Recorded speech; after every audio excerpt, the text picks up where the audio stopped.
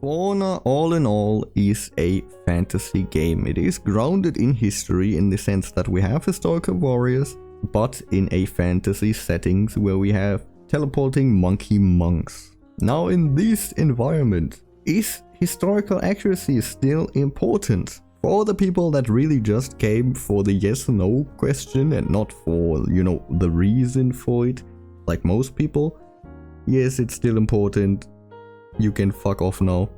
For everybody else that actually wants to know the why, we'll start right now. So let's begin by telling you why I'm doing this video. A few days ago, Raven Knight published a video titled My Thoughts and Concerns about the new hero coming. It is linked in the video description, by the way, so if you want to watch it, have fun.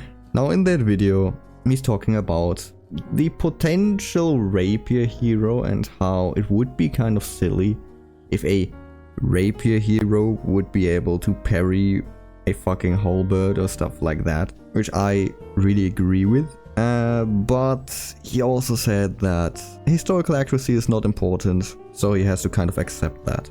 And he kind of lost me there a little bit, because I'm not saying that historical accuracy is the most important thing ever, but I also wouldn't say that it is not important at all. Gameplay is of course way more important, but the game still has to be grounded for us not to find it goofy. We still have to believe stuff, right?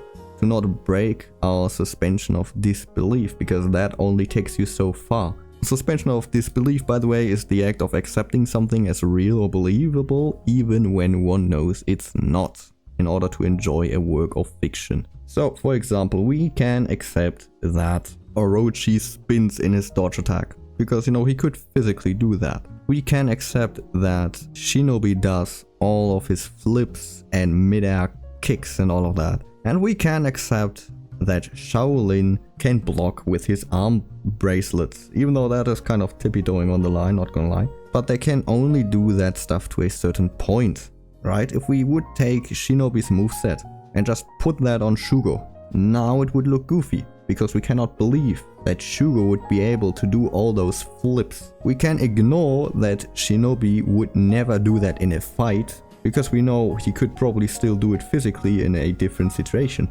Now Shugo, on the other hand, we know that he is a fat fuck. He just looks goofy because we know he will not be able to do a fucking flip. He would not be able to do those fancy kicks in the air, right? On the other hand, if Shinobi, instead of his kamas, would use two halberds as weapons, with his moveset like being relatively fast, that would look goofy as well. Why? Because we know that physically that is not going to happen. So for suspension of disbelief to work, it still has to be grounded in some way. And how far it has to be grounded is dependent on your personal knowledge, right? The amount of knowledge you have about the situation. For the average Joe, Orochi's lights are fine, right? There's nothing that's like physically impossible. It's just, coming through the right and then just coming back. But for somebody that actually has held those swords and, the weight of everything, those people know that this is kind of a stretch. Like, we know that first of all, a two-handed cut with a sword like a katana is not usually faster than one with two hands, and he is not gonna do the second cut as fast as he did.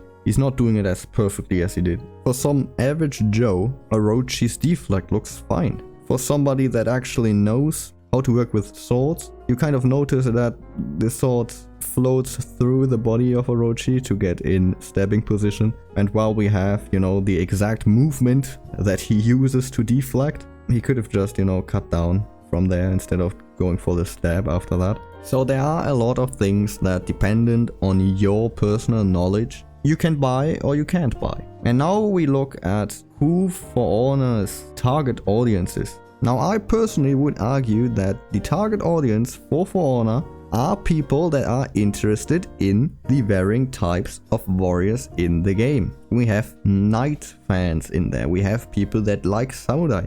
We probably don't have people that like Vikings because they are represented horribly. Actually, we probably still have people, but they are fucking angry about the representation. We have people that wanted for years an Aztec hero because they knew the warrior existed. They now want a rapier hero because they know that at some point in history the rapier was very prominent. Well, it was for a self-defense position, but it was still very prominent, which is not wrong. So in other words, the target audience For Honor is to some extent, or to a huge extent in my opinion, history nerds of some sort. History nerds with varying degrees of knowledge. We have the people that just find those warriors cool. We have those people that actually fight with those weapons, that actually know how they work, that actually know the history behind them, and they know what doesn't work.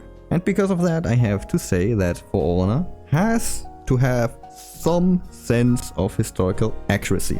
If it didn't have to have that sense of historical accuracy, our heroes wouldn't look how they look today. Samurai wouldn't look like samurai, right? They have very specific types of armor that they selected. The Jinbaori that Kensei is wearing is such a cool historical piece of clothing. I have one myself. Actually, I wanted to make a video about that, but Raven Knight kind of beat me to it in his Kensei analysis. The point is that yes, they could have just gone with the armor, but no, they went the extra mile and searched for accurate clothing. And I love that. They only did that extra work because historical accuracy is that important. If we stop being grounded, that's when we get heroes like Hitokiri, which is just an abomination with a weapon that wasn't used in Japan, that really, from the design choices, nobody really likes, because we know it's bullshit. And with that, I'm done. So,